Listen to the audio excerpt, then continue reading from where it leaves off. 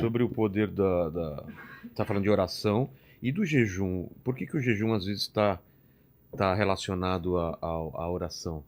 Ela potencializa? Eles se combinam. Ele potencializa.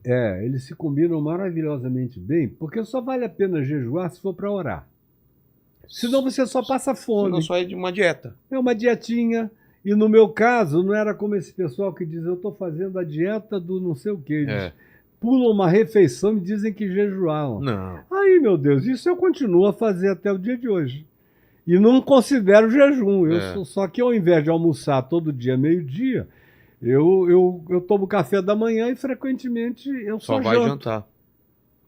E isso aí, para mim, é só uma extensão de alimento. No meio do caminho eu como umas maçãs, uma pera, ou duas ou três, umas coisas assim.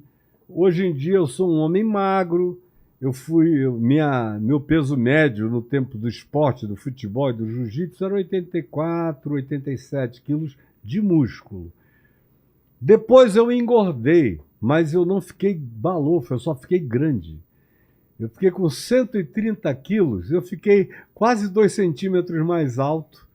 Eu tive que aumentar o meu sapato 2 números. Nossa, para aguentar? Porque eu distribuí o peso no corpo inteiro.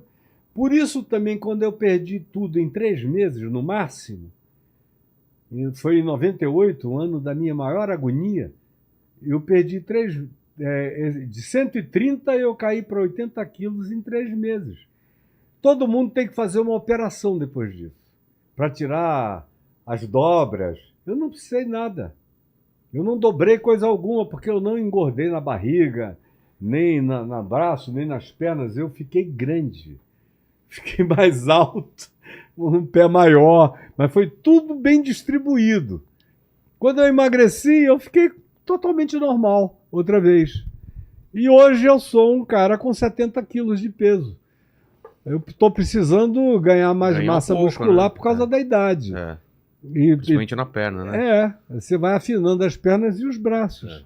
Então eu tomei esse compromisso com a minha mulher, que eu vou fazer isso para desenvolver mais a minha musculatura, embora eu me sinta lépido, leve e confortável na minha movimentação. Mas voltando ao jejum e à oração, jejuar sem orar é passar fome, ou é só uma dieta que não se deve fazer, porque ninguém deve ficar períodos longos sem comer nada, sem deixar de se alimentar.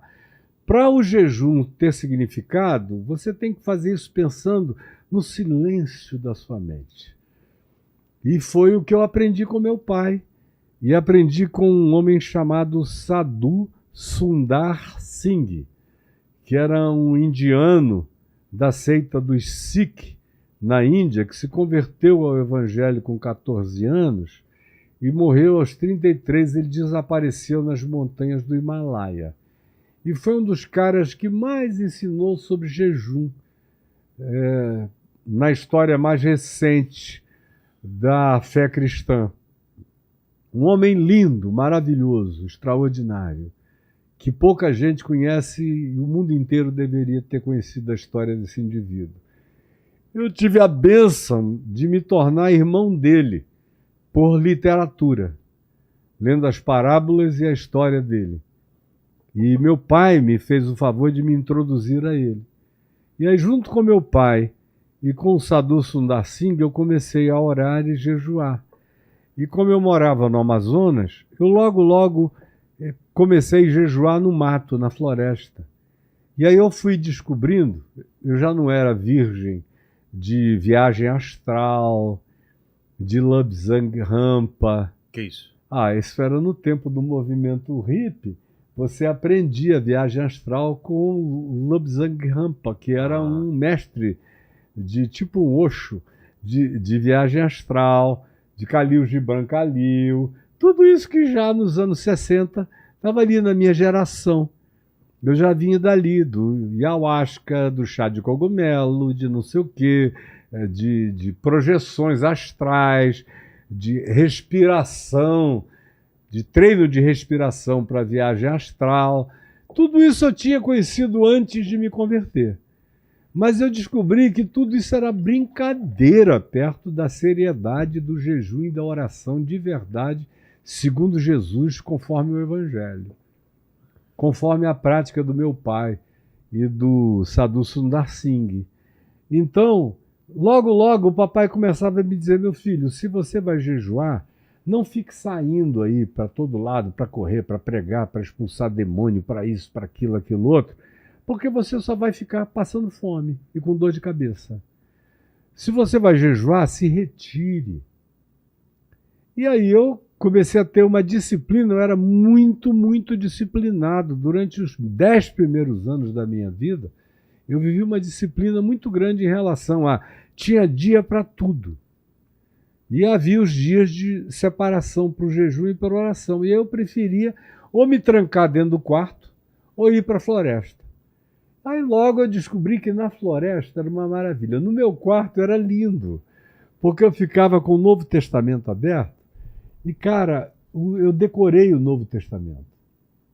Quando você me vê citando as coisas aqui, eu não preciso nem lembrar. Parece que vem tudo escrito aqui na minha cabeça, tá? Passando um TP. Tem um teleprompter do Novo Testamento, dos Salmos, da Bíblia inteira na minha cabeça. Eu lendo em jejum, aquilo entrando num estado de fixação na minha mente, inapagável.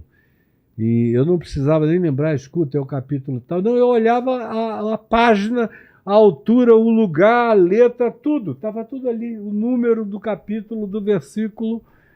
A memória fotográfica ficou exacerbadíssima na minha mente. E eu acordava às vezes, eu era acordado pela minha esposa no meio da noite, porque eu estava recitando Colossenses inteiro. Eu, Paulo, apóstolo de Jesus Cristo, em pé, recitando aquilo. Efésios, o Evangelho todo, estava tudo. Era uma fonte de água viva.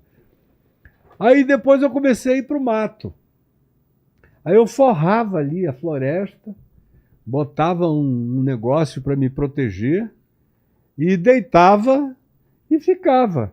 Rapaz, parecia que você sentia a respiração das árvores, de tudo. A audição ia crescendo, crescendo, crescendo. A mente se dilatando. A sensação de conversa com o vento, com as nuvens, com todos os entes vivos. Um sentimento de harmonia, de sinfonia extraordinário dentro de mim, uma alegria que dava vontade às vezes de sair correndo, mas eu falando, eu não vou correr, eu vou ficar, eu vou chorar de prazer, de gozo, aonde um orgasmo mais gostoso que você possa ter ainda é uma brincadeira de cafuné perto do tomar de prazer que invade o teu ser. Agora, pode ter gente ouvindo dizendo que esse cara é maluco. Ao mesmo tempo, eu sou acusado de ser racional demais, filosófico demais, mas essa fusão foi feita em mim junto com o jejum e com a oração lá. É inseparável dentro de mim. Não são departamentos estanques em mim, está tudo fundido. E o jejum e a oração aumentou a minha filosofação, aumentou a minha compreensão físico-quântica, aumentou a minha percepção estética, aumentou tudo que podia ter aumentado em mim, cresceu no jejum e na oração. E foi a melhor escola que eu podia ter tido. Depois de um tempo eu não pude mais continuar no mesmo ritmo do que eu fazia, porque os meus filhos foram ficando grandes demais, eu tinha que dar uma atenção. Eu viajava muito tempo, todo dia eu voltava para casa, eu tinha que dar atenção a eles. Aí a minha prioridade passou a ser eles, mas eu nunca perdi o que eu alcancei durante aquele período. Foi como você desenvolve uma memória celular, você desenvolve uma memória muscular, você desenvolve algumas coisas que viram reflexo. Eu estou hoje magrinho, perdi massa muscular, mas eu não perdi reflexos. Se o cara me pegar de repente por trás, eu sei exatamente onde é que eu vou jogá-lo. Para onde eu vou virar, onde eu vou travar, o que vai acontecer. Na mesma hora. Não vai embora. A mesma coisa na mente, muito mais ainda no cérebro, na mente, no espírito, então, que não perde massa muscular, na alma, na psique, no psiquismo. Essas coisas só vão continuando a crescer. E quanto mais idoso, ou velho, ou desenvolvido, ou maduro, ou treinado, porque essas coisas também são treináveis, elas aumentam, elas se desenvolvem na gente. Como musculação. Como musculação. Então, o exercício físico é muito proveitoso, mas o exercício na piedade é infinitamente superior. E isso é o que as pessoas não entendem. Então vá na sua academia, faça o que você tem que fazer, mas não deixe de treinar o seu espírito, Exato. nem a sua mente, nem a desenvoltura dos seus pensamentos ou raciocínios. Tá treinando, Leni? O espírito aí ou só? O espírito sim, agora o físico... O físico tá mal, né? Tá meio mal. Você tá magrinho como eu. Tô bem tá muito Você tá magrinho. pesando quanto, Leni? Eu tô com 62. Cara, eu tô dando peso Olha o pra você. bracinho dele, tá muito... Tô nunca vi. dando peso pra você, meu filho. Mas eu passei por uma descontaminação aí de intolerância à lactose que eu tinha também. E aí emagreceu Emagreci bastante. Eu tava... Na pandemia eu ganhei um pezinho. Mas depois da pandemia, eu descobri que eu tinha aumentado a minha condição que é nova, ninguém na minha família jamais teve. Foi o meu estilo de vida viajor, sem parar, viajando o mundo inteiro, comendo o que me davam, não dormindo quase nada, dormindo em avião, escrevendo livros em avião, sem parar. Eu acabei desenvolvendo uma diabetes tipo 2, Nossa. que foi diagnosticada de uns 10, 12 anos para cá. E durante a pandemia era tanta gente morrendo, e imagina a quantidade de gente que eu conheço no país e fora do país. Então, meu Deus, era uma convergência de informes de luto e de pedidos de oração, de esposas amigas sofrendo, de maridos que tinham perdido a mulher, de filhos que os pais ainda jovens tinham morrido, ou amigos meus que tinham morrido. Eu passava o dia sofrendo em oração. Aí quando chegava a noite, a minha mulher, duas netas e uma filha, que estavam morando conosco durante a pandemia, diziam, vamos descontrair. Aí elas botavam uma música, começavam a dançar, são mulheres bonitas, eu ficava vendo meus olhos deleitando-se com a beleza delas, eu dançava também com elas e comia. Havia uma senhora que nos ajuda, já mais ou menos da minha idade, 1 ano mais velha do que eu, já idosa, portanto, que cozinha demais, uma baiana. Então ela fazia vatapá, caruru, as comidas mais gostosas da Bahia. Olha aqui, pastor, e tal. E eu, Pô, me deu vontade de comer comida baiana, faz muito tempo que eu não como, cara. Cara, eu comi aquilo ali quase 1 ano ou 2 sem parar. É bom demais, né, cara? Maravilha isso. Acarajé. Acarajé faz tempo que eu... Ô, Leni, tem pergunta? Tem pergunta. Tem uma pergunta do Henrique aqui. Ele fez a hora que o senhor estava falando a respeito de possessão demoníaca, né? Ele perguntou aqui, ó, pastor, o senhor já assistiu o filme Nefários, que conta a história... Eu vi, hein? Bom, Você né? que falou pra assistir, não foi? É, bacana esse filme, né? Como é o nome do filme? Nefários, que conta a história de um serial killer que tá na fila da cadeira elétrica e aí, conversando com um psiquiatra, ele fala que supostamente está sobre possessão demoníaca. Né? O demônio fala através dele. Mas não é uma farsa que o cara só imita que tá possesso? No final você não sabe se é ou não é. Não dá pra saber, ficar na dúvida, entendeu? Mas tudo dá a entender que é, né? Como é o nome do ator? Não é o Norton? Não, Edward Norton? Não, é um outro né? meio desconhecido, assim, os atores não... Esse que tá falando eu sei, mas esse daí ali não. era Group. Esse daí não. Não vi. Esse fica na dúvida, eu vou até procurar, Nefários. Muito legal, eu né? vou tentar assistir o mais rápido possível. Porque ele começa a falar umas paradas, né? Que como ele destrói a vida das pessoas, que não precisa fazer quase nada, né? As pessoas mesmo buscam ele, né? É muito bom. Fala. Ó, o Geraldo, ele falou aqui o seguinte... Geraldo, ele é recém-convertido e ele tá pedindo aqui pro senhor explicar para ele aquele versículo que fala sobre a oração dos justos que pode muito em seus efeitos. É exatamente o que está escrito. Como que é? Que a oração do justo, quem diz isso é o apóstolo Tiago, na epístola dele única, ele é irmão de Jesus. Ele diz: muito pode o justo, ou ele diz que é eficaz, muito é eficaz a oração do justo nos seus efeitos.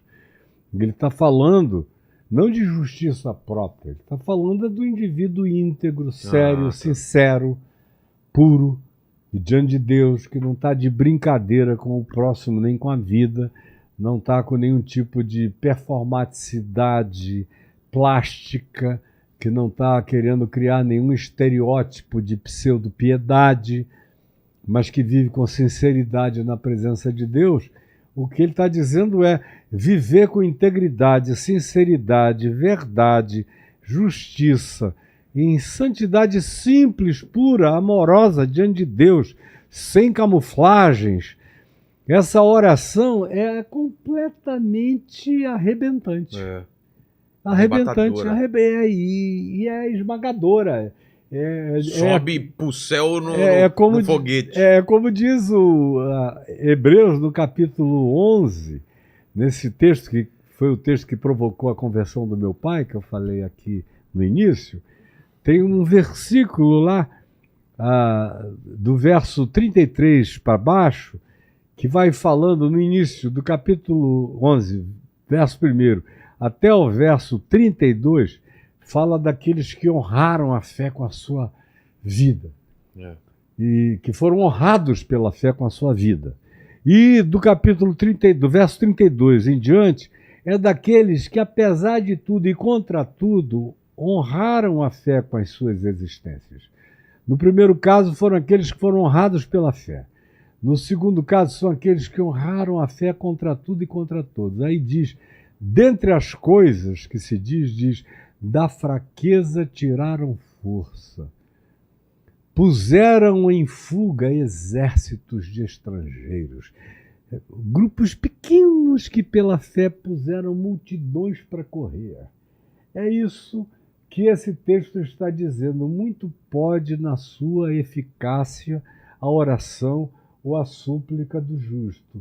E o justo não é um cara jactante que diz, eu não fumo, não bebo, não danço, isso, aquilo outro. Não como carne de porco. Tal, e não como carne disso, a minha dieta é tal, e vem aqui cheio de impostações, disso e daquilo. Isso aí eu olho de longe, eu vejo a falsificação, a plastidade, fico com cheiro de fábrica da Estrela, sabe? Dos bonecos. Sinto aquele cheiro de troll, lembra da troll antiga? Nossa, da nossa época. Da nossa época. Eu sinto troll. Aquele cheiro. Chega, eu sinto de longe. O cara que não discerne ficou ouvindo impressionado. Mas eu de longe, eu digo, meu Deus, é plástico puro e o pessoal não nota. Então, o justo aí não é uma pessoa com justiça própria, fazendo propaganda de si mesmo, mas é alguém que vive com integridade, com sinceridade, em qualquer circunstância, aquilo que é aqui, é ali, em qualquer lugar. Não muda, não tem transições mutantes na vida dele. Ele é uma pessoa só, inteira na presença de Deus e dos homens. Essa pessoa, essa sinceridade, não precisa clamar, como diz Isaías 58. Estarão ainda a falar e o Senhor lhes dirá, eis-me aqui. Então você nem terminou e o Senhor disse, tá bom, estou aqui, já, tá legal, já está feito, tá tranquilo, tá feito, meu filhinho. Não precisa se afligir, eu estou contigo.